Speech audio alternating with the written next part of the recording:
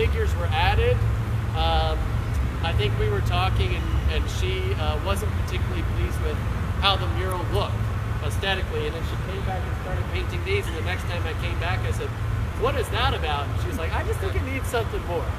And the more I came back, the more I noticed all these different figures that were doing, you know, so many different activities and things, and it adds so much movement and creativity to the piece. I think it's one of the more unique pieces we have in our area, and it's one of the largest murals that Emily has ever painted, so we're very fortunate to have it here. Overall, I love the color palette, and I love how she did still incorporate the mountains and the star in her own way. I think that's fantastic, where it doesn't become the focal point. So all of it is this kind of like upward motion and movement, again, dealing with transportation, but you get this sense of almost hope when you look at the piece, which I think is very powerful considering it is a little bit more non-objective than some of the other pieces we've seen. So.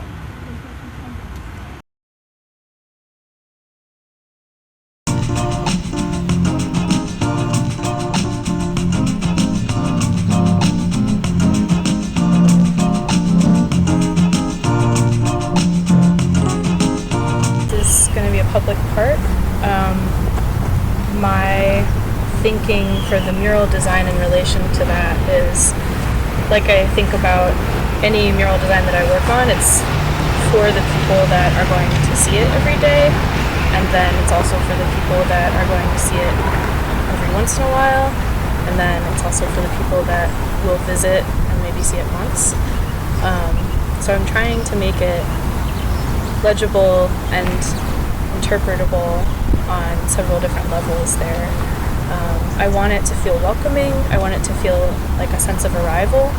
We're right across from the Amtrak landing platform for the passenger train. This is really visible to that, so I hope that it gives a sense of, like I said, welcoming and, you know, creating that sense of place, like you're coming off the railroad. This is referenced by a lot of people as like a good entry point to like the beautiful hiking and mountain biking culture all around us. So I hope that this window sort of doubles as like a representation of that too. And yeah, as far as how it connects to how people use the park, it doesn't exist yet. I hope that it lends an air of reflection and possibility to whoever's spending time here. Yeah, I'm from Richmond. I was born in Richmond, and I've been painting murals there since since before 2013. That's when I started doing this full time as a career. The extraordinary filling of Richmond with murals has been relatively recent. It's been amazing to watch, but also there's a lot of there's a lot of balancing to do in terms of how to think about public art, especially things that happen really fast. Murals are an amazing art form where a single person can leverage the entire side of a building to convey some message, as long as you have a certain amount of support and buy-in from a property owner.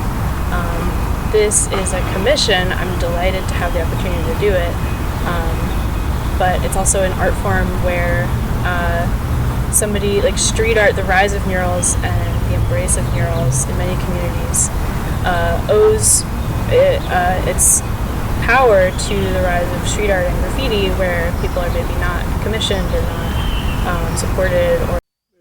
Thank you very much for taking the